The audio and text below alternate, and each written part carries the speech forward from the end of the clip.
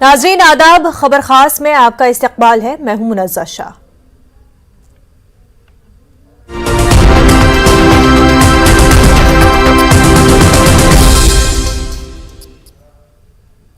नाजरीन, कई रियासतों में असेंबली इंतखाबात करीब है, पर ओमाइक्रॉन की दस्तक ने सबको परेशानी में मुब्तला कर दिया है। सभी पार्टियों की जानिब से बड़ी बड़ी रैलियों का एहतमाम किया जा रहा है। लाखों की भीड़ इकट्ठा हो रही है, पर ना तो सोशल डिस्टेंसिंग, ना मास्क, ना सैनिटाइजर्स। स्टेज पर मौजूद लीडरान ही जब इसको फॉलो नहीं कर रहे हैं तो अवाम से क्या उम्मीद की जा सकती है। ऐसे में इलाहाबाद हाई कोर्ट ने इंतखाबात और रैलियों को लेकर तशवीश का इजहार किया है, जिसके बाद मरकजी सेहत सेक्रेटरी और इलेक्शन कमीशन की मीटिंग हुई। इलेक्शन कमिश्नर ने सेक्रेटरी सेहत को जनवरी के पहले हफ्ते में इजलास के लिए बुलाया है। जिन रियासतों में इंतखाबात होने हैं उसकी मुकम्मल रिपोर्ट के साथ मरकजी सेक्रेटरी सेहत को बुलाया गया है। 5 जनवरी के बाद अगली मीटिंग होगी। मीटिंग में केसेस, टीकाकारी और मरकज और रियासतों के तालमेल पर तफसीली रिपोर्ट मांगी गई है। इन रियासतों में इंतखाबात होंगे या आगे बढ़ेंगे या सख्त गाइडलाइन के साथ इंतखाबात कराए जाएंगे, यह अब जनवरी के पहले हफ्ते में ही तय हो पाएगा। पर एक बात तो साफ है, लीडरान को अवाम की नहीं, वोट की परवाह है, कुर्सी की परवाह है। क्योंकि किसी भी पार्टी का कोई लीडर यह बोलने को तैयार नहीं कि कोरोना का खतरा है, हम रैली नहीं करेंगे, हम वर्चुअल तरीके से अवाम तक अपनी बात पहुंचाएंगे। पर सबको अपनी ताकत का मुजाहिरा करना है और ये मुजाहिरा रैलियों से ही मुमकिन है। बहरहाल कोर्ट ने मुदाखलत की है और इलेक्शन कमीशन को इस पर सख्त और बड़ा फैसला करना है। और इस बात पर करने के लिए हमारे साथ इस वक्त पॉलिटिकल एनालिस्ट ऋषि मिश्रा साहब जुड़ चुके हैं। खैर मकदम है आपका ऋषि मिश्रा साहब। BJP spokesperson Shubhendu Shekhar Awasthi साहब भी जुड़ चुके हैं, वहीं कांग्रेस स्पोक्स पर्सन अनुमा आचार्य भी हमारे साथ जुड़ चुके हैं। खैर मकदम है आपका न्यूज़ 18 उर्दू में। सबसे पहले हम ऋषि मिश्रा आपसे जानना चाहेंगे, ये बताएं कि ओमाइक्रॉन की जो सूरत हाल अभी है, केसेस बढ़ रहे हैं और सिचुएशन जो है खराब होती हुई आगे दिखाई दे सकती है। ऐसे में जो चुनाव होने हैं, यूपी के साथ साथ दीगर रियासतों में भी चुनाव होने हैं, रैलियां हो रही है, पॉलिटिकल पार्टीज के लिए ओमाइक्रॉन किस तरह का खतरा बना हुआ है? क्या खतरा बना हुआ है? क्या बीजेपी के लिए एक प्लस पॉइंट भी हो सकता है कि डिले अगर कराए तो उसमें बीजेपी की कोई बेहतरी हो, जिस तरह का ऑपोजिशन पार्टियां इशारा दे रही हैं? देखिए, मैं पॉलिटिकल से इतर एक बात करना चाहूंगा, जान है तो जहान है। और आपने देखा होगा कि संक्रमण काल में, खासकर संक्रमण काल 1 और 2 में किस प्रकार से हिंदुस्तान और हिंदुस्तान की देशवासियों को कष्ट झेलना पड़ा था, दर्द झेलना पड़ा था। कई ऐसे लोग जिसको हमने खो दिया है। तो इतिहास देखते हुए, पूर्व में जो घटनाएं हुई हैं उसको देखते हुए मेरा ये मानना है, और आपके चैनल पे मैंने पहले भी कहा था, एक ऑल पार्टी मीटिंग बुलाना चाहिए। उसमें उसको चुनाव आयोग चेयर करे और चुनाव आयोग की अध्यक्षता में ऑल पार्टी मीटिंग हो और सभी पार्टी के नुमाइंदे हैं उनसे राय लिया जाए कि 5 राज्यों का जो चुनाव, आगामी विधानसभा चुनाव है, उसको लेकर जो ओमिक्रॉन और कोरोना को लेकर जो खतरा है उसके बीच कैसे कोऑर्डिनेट किया जाए। क्योंकि संवाद जरूरी है, संवाद से ही सॉल्यूशन निकलेगा। और आप देख रही हैं कि सेकेंड फेज में जिस प्रकार से आम लोग हताहत हुए, और मैं आज भी ये कहने में गुरेज नहीं करता हूं कि हमारा जो हेल्थ सिस्टम है उतना सक्षम नहीं है। पॉलिटिकल पार्टी एक दूसरे पे अटैक और डिफेंड करते रहेंगे, लेकिन एक पत्रकार और एक पॉलिटिकल एनालिस्ट होने के नाते ये मेरा दायित्व बनता है सरकार को आगाह करें। और इस बात बिल्कुल सही है कि हमारा जो हेल्थ स्ट्रक्चर है उतना बेहतर नहीं है। आबादी के अकॉर्डिंग 130-140 करोड़ हमारी आबादी है देश का। तो इन सभी चीजों को देखते हुए मेरा ये मानना है कि एक संवाद की जरूरत है, ऑल पार्टी मीटिंग की जरूरत है, उसके बाद उसका सोल्यूशन निकल सकता है। ऑल पार्टी मीटिंग की जरूरत है। हमारे साथ इस वक्त former joint director election commission of India Mohammad Amin साहब भी जुड़ चुके हैं। खैर मकदम है आपका। अमीन साहब, इस पर आपकी राय जरूर जानेंगे, लेकिन उससे पहले अवस्थी साहब ये बताएं, यूपी में भी आपकी सरकार और सेंटर में भी आपकी सरकार, ऐसे में नीति आयोग की रिपोर्ट आती है कि यूपी में ओवरऑल हेल्थ केयर सिस्टम जो है सबसे खराब है। और रैलियां भी धनाधन की जा रही हैं बीजेपी की जानिब से। क्या इन सूरत हाल में सेकेंड वेव जैसे हालात पैदा करने हैं यूपी में?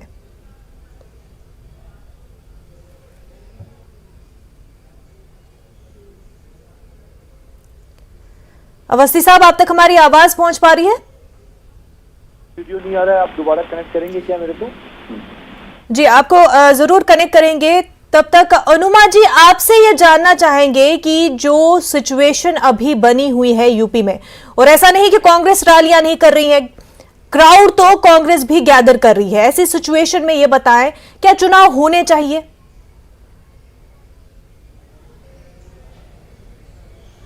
देखिए, जो पहले राजनीतिक विश्लेषक पत्रकार जो हैं उन्होंने एक बात कही, वही बात मैं कहूंगी कि एक सर्वदलीय बैठक बुलाने में गुरेज क्या है, हर्ज क्या है, प्रॉब्लम क्या है? सर्वदलीय बैठक बुलाइए, बात करिए सबसे। और सरकार क्या कर रही है? इलेक्शन कमीशन जाके आइसोलेशन में स्वास्थ्य सचिव से बात कर रहे हैं, इलाहाबाद हाईकोर्ट कुछ कह रही है। जो आपत्तिजनक बात है, उन्होंने सही कहा है कि इस तरह से क्या चुनाव होने चाहिए, उनका बिल्कुल ऑब्जर्वेशन सही है, लेकिन क्या यह हाईकोर्ट का हिस्से की बात है? ये सरकार को करना है कि सर्वदलीय बैठक बुलाए, सब लोगों से बात करे, लेकिन सरकार की प्रॉब्लम है मोनोलॉग, सरकार की प्रॉब्लम है मोनोपोली, इसी तरह की चीजें हम देख रहे हैं। और जहां तक अभी बात ओमाइक्रॉन की है, उसमें आप देखिए कि जब हमें मास्क चाहिए थे तब हमारे पास मास्क नहीं थे, पहली वेव। जब हमारे पास ऑक्सीजन और रेमडेसिविर चाहिए थी तब हमारे पास वो नहीं थी।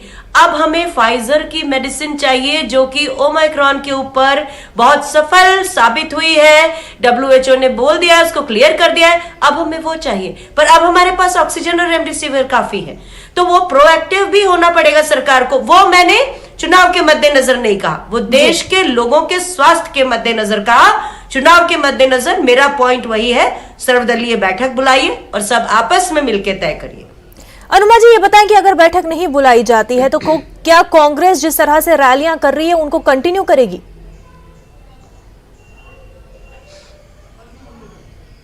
देखिए, रैलियां जो है वो चूंकि चुनाव है इसलिए है। और कांग्रेस, आपको मैं याद दिला दूं, पश्चिम बंगाल के चुनाव में राहुल गांधी ने रैली नहीं की थी, उसके बाद ही बीजेपी ने बंद की थी रैलियां। तो अगर बात लोगों की सेहत की होती है और सरकार सर्वदलीय बैठक नहीं बुलाती, तो या तो मतलब ये मेरा व्यक्तिगत ओपिनियन है कि चुनाव का बायकॉट भी करना चाहिए, लेकिन चूंकि उसका फिर सीधे सीधे वॉकओवर देने जैसी बात होने लगेगी। आप खुद सोचिए ऐसी स्थिति में क्या करना चाहिए। सर्वदलीय बैठक आवश्यकता है, उसकी जरूरत है, वो ही होना चाहिए। और जहां तक आप कह रही हैं कि अगर वो नहीं करेंगे तो अगर चुनाव होंगे तो क्या आप रैली करेंगे? आप बताइए ना, आप अगर इस जगह है तो आपके पास क्या सोल्यूशन है, क्या समाधान है इसका? क्या वर्चुअल रैली सामने करके दिखाया पश्चिम बंगाल में, जब से कांग्रेस की रैलियों का बंद होना शुरू हुआ। वर्चुअल रैलीज क्या नहीं की जा सकती? देखिए, वर्चुअल रैली का जहां तक सवाल है, आप भी जानती हैं, हम भी जानते हैं। देखिए, जो डिजिटल इंडिया है वो कुछ लोगों तक ही सीमित है, आप भी जानती हैं। सारे लोग वर्चुअल रैली में पार्टिसिपेट नहीं कर सकते हैं, ये आपको भी पता है। नहीं तो आज सारे क्यों नहीं उद्घाटन वर्चुअल हुए? वर्चुअल हो जाते ना, मैं वही कहना चाहती हूं कि वर्चुअल कर देते। देखिए, कांग्रेस की तरफ से आप निश्चिंत रहे, जो देश के लोगों के हित में होगा कांग्रेस वही करेगी, इस बारे में आप बिल्कुल निश्चिंत रहें। कांग्रेस को सत्ता का ऐसा लालच नहीं है कि बीजेपी गौर फिक्र कर रही है वर्चुअल रैलीज पर, क्योंकि बिहार में भी काफी फायदा हुआ था। अवस्थी जी, ये बताएं कि सरकार आपकी, और वहीं रिपोर्ट आती है नीति आयोग की कि यूपी में हेल्थ केयर बहुत ही खराब है, ऐसे में चुनाव की तैयारी में जुट चुकी है बीजेपी, किस तरह से आगे की सिचुएशन होगी? पहले मैं आपके प्रश्न का जवाब देने से पहले अनुमा जी ने कहा कि वेस्ट बंगाल में राहुल गांधी जी ने रैली मना कर दी थी। उनकी रैली में 500 लोग भी नहीं आ रहे थे, तो मजबूरी में उन्होंने सोचा कि हमको यही बहाना अच्छा रहेगा रैली ना करने के लिए, तो इसलिए सबके चैनल पे सबके सामने ये ना कहें कि राहुल गांधी जी ने मना कर दिया। सुन तो लीजिए, हाँ ठीक है, मैं आगे आ रहा हूँ। आपकी बात सुन लिया मैंने, बीच में नहीं बोला। अनुमा जी, आपके बीच में नहीं बोला ना मैंने, इसलिए कम से कम मेरी बात के बीच में आप ना बोलो। दूसरी चीज, आप हमेशा आपकी पार्टी के लोग हमेशा ओछी बातें नहीं करती हूँ। सुन तो लीजिए ना, आप पूरी बात तो समझ लीजिए। मैं ओछी बात कर रहा हूँ या सच्ची बात कह रहा हूँ, ये जनता अपने आप देख लेगी। आपको बीच में बोलने की जरूरत नहीं है। जब आप बोल रहे थे तो मैं नहीं बोल रहा था। दूसरी चीज, आज भी ये लोग, कांग्रेस और कांग्रेस के लोगों ने कभी ये प्रचार नहीं किया कि भारत की वैक्सीन लगानी चाहिए। जब भी वैक्सीन आई थी तभी यही लोगों ने मना किया था, और आज भी अनुमा आचार्य जी और कांग्रेस के लोगों को अरे फिर वही वाहियात बात यार, दवाई वही बात तो इस्तेमाल कर वाहियात क्या लीजिए है? श्रीमान। वाहियात की बात क्या है? आप बीच में क्यों बोल रही हैं अनुमा जी? मैं आपको अरे बोल रहा हूं ना। WHO से आपने- स्वीकृत दवाई की बात WHO से की क्या जा रही है करेंगे? श्रीमान, WHO से स्वीकृत दवाई की बात हो रही है। हमारा भारत अरे हद हो गई, आप किसी को कुछ भी दे देंगे क्या? सर्टिफिकेशन जरूरी है। आज जो भारत की वैक्सीन बनी वो किसको कुछ भी दिया क्या हमने? तब भी तो आपने WHO कहा का था- सर्टिफिकेशन अवस्थी सर, आप जरूरी है बात ना? कर रहे हैं आप वैक्सीन देखिए की, तो अनुमा जी, आपको याद अनुमा जी, दिला दें कि गलत बात यूपी में है। अनुमा जी, 46% के आप करीब जो है सुनते रहते हो। 46 अब दूसरी करीब चीज आती है। परसेंटेज है पॉपुलेशन की जिनका अभी डबल डोज हुआ है। तो जहां एक तरफ बात हो रही है एंकर बूस्टर को डोज सुन की, लीजिए, वहां पर यूपी में अभी जल्दबाजी में सिर्फ मत रहिए। 46% के करीब ही लोगों को डबल डोज लग चुका है।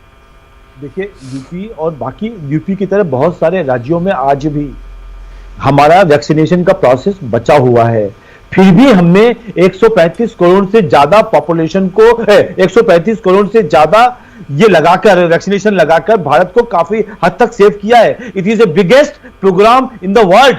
ये अनुमा जी को दिखाई नहीं दे रहा होगा। और दूसरी चीज जो मैं बताना चाह रहा हूं आपको आपके चैनल के माध्यम से कि 135 ऑलरेडी मैंने करोड़? पिछले अरे तो सुन तो लीजिए, हंसने के अनुमा जी हंसने से कोई मतलब नहीं, फायदा होगा।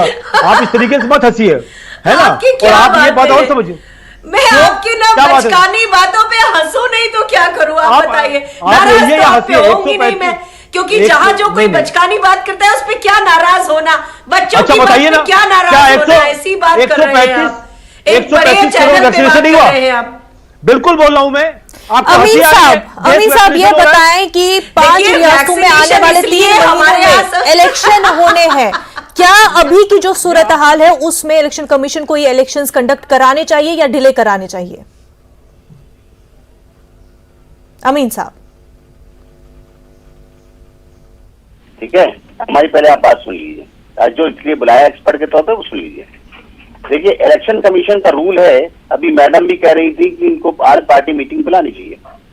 देखिए, ये जो बात है, ये प्रोसेस है, ये जनरल, ये आजादी के वक्त से चला आ रहा है कि जब भी देश में इलेक्शन होते हैं या स्टेट पे इलेक्शन होते हैं, इलेक्शन कमीशन सबसे पहले जो रजिस्टर्ड पार्टियां हैं नेशनल की या स्टेट की, उनको बुलाया जाता है और बुला के बाकायदा 1 to 1 कमीशन उनको सुनता है, उनकी प्रॉब्लम सुनता है, उनकी बातें सुनता है और उससे वो एक्ट करता है बाद में। और उसके साथ में ही अधिकारियों को बुलाया जाता है। उसके बाद हमारे फोर्सेस को बुलाया जाता है, उसमें होम सेक्रेटरी होते हैं, कैबिनेट सेक्रेटरी होते हैं, वो फोर्सेस के बारे में उनके डीजीपी को बुलाया जाता है। बुला के चूंकि हमें अरेंजमेंट में चाहिए होता है, पुलिस का भी सहयोग चाहिए होता है, उस तरह बुलाया जाता है। उसके बाद ये क्या होता है कि कमीशन, जैसे अभी 4 स्टेट में कमीशन होके आया है, कल से यूपी का भी दौरा करेगा और वहां पे कमीशन स्थिति देखेगा, आज उन्होंने क्या किया, मीटिंग की। अमीन बुलाया साहब आपके सेक्रेटरी को। वीडियो का जो ऑडियो है वो म्यूट है, आप उसको दुरुस्त कर ले, तब तक हम आपसे फिर से आपकी पूरी बात सुनेंगे। ये बताएं ऋषि मिश्रा साहब, जो अभी का ग्राउंड लेवल यूपी का सिचुएशन है, माना ये जा रहा है, कुछ रिपोर्ट्स ऐसी आ रही हैं कि यूपी का जो पॉलिटिकल डिस्कोर्स है इस बार कुछ बदला हुआ हो सकता है। क्या जो 2017 में केक वॉक था बीजेपी के लिए, इस बार कड़ी चुनौती होने वाली थी? बिल्कुल, केक वॉक तो बीजेपी के लिए 2017 में जो परिस्थितियां बीजेपी के लिए थी वो 2022 में मुझे नहीं लगता है कि अनुकूल होगा बीजेपी के लिए। उत्तर प्रदेश का विधानसभा और उत्तराखंड का भी आप देख लीजिए।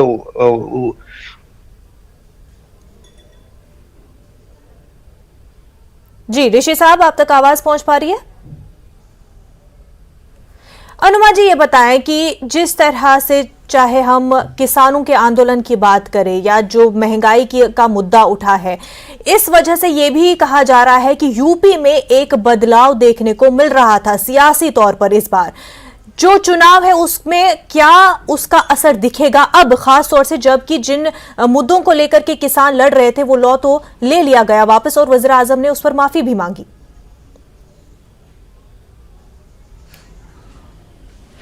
देखिए, जो 2017 में बीजेपी की जीत थी ना, वो एक तरह का छलावा था। लोग बाग समझ भी नहीं पाए कि उनके साथ क्या हो रहा है और एक जादू की तरह वो एक चीज के मृग मरीचिका, जिसको हम कहते हैं मिराज कहते हैं, मिराज के पीछे भाग खड़े हुए और लोगों को बहुत जल्दी समझ में आ गया कि उन्होंने क्या गलती की है। तो लोग बाग एक तो मनमाना रवैया बीजेपी का चल ही रहा है। जैसा कि मैंने कहा कि मोनोपोली है, मोनोलॉग है, लोगों की बात नहीं सुन रहा है, अहंकार है, जिद है और ऊपर से मिसमैनेजमेंट है। मतलब एडमिनिस्ट्रेशन की बात कर रही हूं मैं। और आपने खुद कहा कि जो वैक्सीनेशन का परसेंटेज है वो 46% या इसी के आसपास आपने कहा। तो ऐसे में डेफिनेटली लोगों की समझ में आ गया है। लोगों के ऊपर जो एक तरह का, देखिए आप किसी को भी कोई भी चीज होती है वो थोड़े दिन तक ही चलती है अगर वो झूठ होती है। सच आखिर कहीं से भी पर्दे फाड़ के सामने निकल आता है। तो वही हो रहा है। बीजेपी को पता ही है कि उसके साथ क्या होने वाला है, उसका हश्र से मालूम है। लेकिन एक चीज और है, इसीलिए बार बार प्रधानमंत्री इस समय यूपी में ही डेरा डाल के बैठे हैं। उन्हें पता है कि यहां तो हालत पतली है। तो इसलिए बीजेपी तो शायद इसीलिए, अच्छा देखिए, ऑल पार्टी मीटिंग ना बुला के कहीं तो पीएमओ इलेक्शन कमीशन को अपने पास बुला रहा है, कहीं इलेक्शन कमीशन स्वास्थ्य मंत्री के पास जा रहा है, स्वास्थ्य सचिव के पास जा रहा है। ये बात थोड़ी सी समझ में नहीं आ रही है। किसी भी तरह येन केन प्रकारेण बीजेपी ये चाहती है कि जो चुनाव है वो उनके पक्ष में हो और उसके लिए वो या तो आगे भी नहीं बढ़ाना चाहेंगे क्योंकि उन्होंने ऑलरेडी इसके ऊपर काफी कुछ इन्वेस्टमेंट जिसे कहते हैं वो शुरू कर दिए हैं और वो अपने पीक पर आ रहे हैं। ऋषि मिश्रा साहब, आप जो है वो नहीं चाहेगी कि चुनाव आगे पीछे हो, लेकिन कांग्रेस अगर इलेक्शन कमीशन आपसे अनुरोध करूंगा कि हम लोगों के बीच में चुनाव आयोग के बड़े वरिष्ठ पदाधिकारी है, पहले उनको बोलने का मौका दिया जाए ताकि तकनीकी जो है समझ पाए हमारे दर्शक भी और हम लोग बिल्कुल। भी। ऋषि मिश्रा साहब, उन्हीं से हम बात करना चाह रहे हैं लेकिन टेक्निकल एरर की वजह से उनसे बात मुकम्मल नहीं हो पाई थी। बिल्कुल, अमीन साहब हमारे साथ जुड़ चुके हैं। अमीन साहब बताएं कि किस तरह से ये पूरा प्रोसेस होना है। हम भी समझना चाहते हैं, हमारे जो नाज़रीन हैं वो भी समझना चाहते हैं कि आखिर यूपी में और दीगर जो रियासतें हैं किस तरह से ओमाइक्रॉन की सिचुएशन में अगर चुनाव होते हैं तो किस तरह से होते हैं और अगर डिले होने हैं तो उसके लिए क्या कुछ सिचुएशन रहेगी, क्या कुछ कंडीशंस रहेंगी। देखिए, इलेक्शन कमीशन जब भी चुनाव कराता है, जो मैं बता रहा था बीच में टेक्निकल एरर आ गई थी जी, कि तब भी करता है, तब सारी पार्टियों को बुलाता है और उनसे सारी बातें होती हैं। जो रजिस्टर्ड पार्टियां हैं इलेक्शन कमीशन के 1 to 1 फुल कमीशन बैठता है। उसके बाद फुल कमीशन जो है अधिकारियों को बुलाता है। उसमें सिक्योरिटी के भी होते हैं, एडमिनिस्ट्रेशन के भी होते हैं, जैसे chief secretary, home secretary state के, उनको बुलाते हैं। और उससे पहले भी हमारा कमीशन दौरे करके आता है, फुल कमीशन जाता है स्टेट्स में जहाँ पे ऑनकमिंग इलेक्शन होने हैं। और उसके बाद क्या है कि अब देखिए, कल भी चार दौरे हो गए स्टेट के, कल से यूपी का दौरा शुरू होगा। उससे पहले इलेक्शन कमीशन ने क्या किया है कि आज हेल्थ सेक्रेटरी को बुलाया था। हेल्थ सेक्रेटरी को इसलिए बुलाया था कि देश की स्थिति और स्टेट में क्या पोजीशन है, जहां इलेक्शन होने हैं वहां पे क्या स्थिति है उसको आंका जा सके, उसका आकलन किया जा सके, उनकी स्टेटस पता कर सके। क्या होता है कि हमारे अधिकारियों को, हमारे डॉक्टर्स को, हमें सभी टेक्नीशियन सबको पता होता है कि क्या स्थिति है इस वक्त, क्या रेशियो आ रहा है हमारे यहाँ पेशेंट्स का। उस हिसाब से देखिए, सवाल इस बात का है कि अगर जनता नहीं होगी, हमारे वोटर्स नहीं होंगे तो चुनाव किस पे होगा। सीधा चुनाव आयोग का संबंध है जनता से और जनता जो है अपने लीडरों को चुनती है। ठीक है, अब सवाल इस बात का है कि अब ये कहा जा रहा है कि इलेक्शन को बढ़ा दिया जाए। ठीक है, इलेक्शन कमीशन को बढ़ाने की बात कर रहे हैं तो हमारा जो आरपी एक्ट है 1951 उसका जो सेक्शन है उसमें 153 में है प्राविधान कि 1 महीने किया जा सकता है। जो भी सीरियस पोजीशन पे वो भी इलेक्शन कमीशन सोचेगा और अपनी बात करने के बाद कुछ बढ़ा सकता है। अदरवाइज उसको सिर्फ एक रह जाता है सोल्यूशन कि वो पार्लियामेंट के लिए रिफर करे कि पार्लियामेंट में ऑर्डिनेंस पास हो और उस पर राष्ट्रपति साइन करें। फिर वो क्या होगा कि वो राष्ट्रपति 6 मंथ से ज्यादा होता है तो उस पर राष्ट्रपति शासन लग जाता है, उस पर भी चुनाव की स्थिति नहीं रहती जब तक स्थिति। और आपको एक बात और बता दूं, ये केस ये जो है सिर्फ इमरजेंसी केसेस में होता है। जो इमरजेंसी देश में लगी है उस वक्त इलेक्शन कमीशन काम नहीं करता। अदरवाइज आप देखिए कि 324 में हमारा राइट है इलेक्शन कमीशन का कि इलेक्शन कराना और जनता को रिलीफ देना और संविधान को बचाना, इसलिए वहां पर चुनाव कराए जाएंगे। सारी तैयारियां हो चुकी हैं। क्या जिस तरह से बिहार में हमने देखा था, बिहार में जब इलेक्शन हुए थे, क्या उस तरह से उस वक्त भी बिहार में बात आई थी इलेक्शन ना कराए जाएं। और दूसरी बात ये कि आपने देखा था कि इलेक्शन कमीशन को क्या कहा गया था वहां से, आप देखिए मद्रास हाई कोर्ट से एक डायरेक्टिव दिया गया था कि साहब ऐसा है कि इन लोगों के खिलाफ इलेक्शन कमीशन और इलेक्शन कमीशन के लोगों के खिलाफ जो है FIR दर्ज की जाए मर्डर केस की। देखिए, इलेक्शन कमीशन इसके लिए गया था सुप्रीम कोर्ट में और वहां से बात आई या आप भी जी। संवैधानिक संस्था अमीर है साहब, और इस तरह के टिप्पणी आपका नहीं दी वीडियो जानी चला चाहिए। गया है, हम चाहेंगे कि उस पर फिर से हम टेक्निकल टीम को कहेंगे कि वो उस पर ध्यान दे। तब तक हम ऋषि मिश्रा साहब आपसे ये जानना चाहेंगे कि बिहार में जिस तरह से इलेक्शंस हुए उस वक्त भी कई बातें उठी, कई सवाल उठे, क्या उस लिहाज से अब यूपी में इलेक्शन किए जा सकते हैं? और साथ ही साथ ये भी कि जब पंचायत इलेक्शन कराए गए यूपी में तब भी जो सिचुएशन थी कोरोना की वो बहुत ही खराब थी, उस पर कई क्रिटिसिज्म भी उठे थे, जिसके बाद बीजेपी गवर्नमेंट ने बताया था कि ये तो इलाहाबाद हाईकोर्ट के ही कहने पर इस तरह से इलेक्शन कराए गए थे। देखिए, चुनाव तो कराए जा सकते हैं, लेकिन कई ऐसे मापदंड को अपनाना होगा जिससे, देखिए, जो रैलियां होती हैं उसमें लाखों लाखों लोगों को गैदर किया जाता है और उसमें संभावना होती है कि कोरोना संक्रमण का स्प्रेड आउट होने की संभावना अधिक होती है। तो ये जो, इसलिए मैं कह रहा हूं कि जो चुनाव आयोग का दौरा यदि उत्तर प्रदेश में कल से हो रहा है तो या विभिन्न राज्यों में जो आगामी राज्य जहां जहां चुनाव होंगे वहां, तो वहां की परिस्थितियों को देखते हुए चुनाव आयोग, क्योंकि चुनाव आयोग एक सक्षम संस्था है और चुनाव आयोग परिस्थितियों को देखते हुए यदि परिस्थिति कुछ मेजरमेंट स्टेप लेने के बाद यदि चुनाव कराने की स्थिति होगी तो निश्चित ही चुनाव आयोग का चुनाव होगा। यदि चुनाव नहीं होने वाला होगा तो फिर हमारा कॉल कर गया। अच्छा, जी जी। जी, अमीर अवस्थी साहब आपसे जानना चाहेंगे कि अगर इलेक्शन टाइम पर होते हैं, क्या यूपी सरकार इसके लिए तैयार है? क्या यूपी में इस तरह के इंतजामात हेल्थ वाइज किए जा चुके हैं, हॉस्पिटल्स में इस तरह की तैयारी है कि इलेक्शन टाइम पर किए जा सके? देखिए मनोजा जी, मैं एक ही बात कहूंगा कि भारतीय जनता पार्टी एक कैडर बेस्ड ऑर्गेनाइजेशन है, कभी भी चुनाव करा लो हम तैयार हैं। दूसरी चीज, दिक्कत तो उनको है जिनकी तैयारी नहीं होती है। जब एग्जाम की तैयारी नहीं होती तो आपको भी मालूम है कि बच्चे लोग क्या चाहते हैं कि एग्जाम पोस्टपोन हो जाए। दूसरी चीज, जब दूसरी तरफ ये इस तरीके का ओमिक्रॉन का जो इशू आ रहा है, इसके ऊपर 4 या 5 तारीख को इलेक्शन कमीशन की मीटिंग है और हमने सभी दलीय की बैठकों को बुलाया है, सभी पार्टियों को बुलाया है और उनकी राय चाहते हैं। पिछली बार भी जब बुलाई थी तब सभी पार्टियों ने कहा था कि नहीं, इलेक्शन को आप अभी का अभी कराइए, इसको आगे पोस्टपोन मत करिए। अभी 3 दिन पहले भी सपा के लोगों ने कहा कि ये भारतीय जनता पार्टी चाहती है कि इलेक्शन आगे हो जाए। हम बिल्कुल नहीं चाहते हैं। जैसा इलेक्शन कमीशन है, इंडिपेंडेंट बॉडी है, जैसा वो चाहेगी वैसा हम तैयार है करने के लिए। ऑपोजिशन तो ये भी कहती है कि क्योंकि अब हम यूनाइटेड है, इस बार जो है मजबूत है, तो इस वजह से बीजेपी कहीं ना कहीं कमजोर दिख रही है। और कोई मजबूत नहीं है। प्रियंका गांधी अलग लड़ाई कर रही हैं, सपा अलग चुनाव लड़ रहे हैं, राहुल गांधी जी अलग घूम रहे हैं और तो जितने छोटी मोटी पार्टी हैं सब अलग हैं। और अभी जो किसानों की भी पार्टी कल बन गई है पंजाब में, वो उसने अलग से अपने लोगों को खड़ा कर लिया है। तो कोई भी यूनाइटेड नहीं है। अनुमा जी क्या कहना चाहेंगे? अनुमा जी,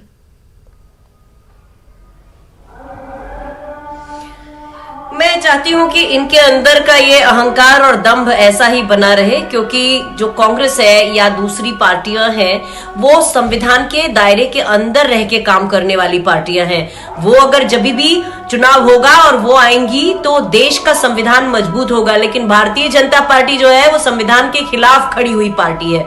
ऐसी पार्टी है जो संविधान की न तो कीमत करती है ना इज्जत करती है। तो ऐसे में ये जो कह रहे हैं, इनकी बात को, इनके मुगालतों को इनके तक सीमित रखते हैं। जो होगा वो सबके सामने आएगा, उसमें क्या बात है। हाँ, लेकिन एक आपको कहानी याद दिला दूं कि 2 औरतें एक बच्चे को लेकर एक राजा के पास पहुंची, बड़ा न्यायप्रिय था, और उन्होंने कहा कि ये मेरा बच्चा है, दोनों क्लेम कर रही थी। राजा को उसके बहुत अच्छे मंत्री ने एक तरकीब सुझाई और उस लेडी ने, राजा ने कहा उन दोनों से कि ठीक है, इस बच्चे को आधा आधा बांट देते हैं। तो जिसका बच्चा था उसने कहा कि नहीं नहीं, ये उसी को दे दो, उसी का बच्चा है मुझे, क्योंकि उसको अपने बच्चे की परवाह थी। तो कांग्रेस को देश के लोगों की परवाह है। कल को चुनाव में अगर इस तरह से लोगों की जान जाएगी तो कांग्रेस कभी ऐसे चुनावों के साथ जाना नहीं चाहेगी और डेफिनेटली वो उससे ये कहना चाहेगी कि अभी ना करके बाद में करा लिया जाए। किसको अवाम की परवाह है वो आने वाला वक्त ही बताएगा, लेकिन इलेक्शन कमीशन ने रिपोर्ट मांगी है, उसके बाद ही कोई फैसला सामने आएगा।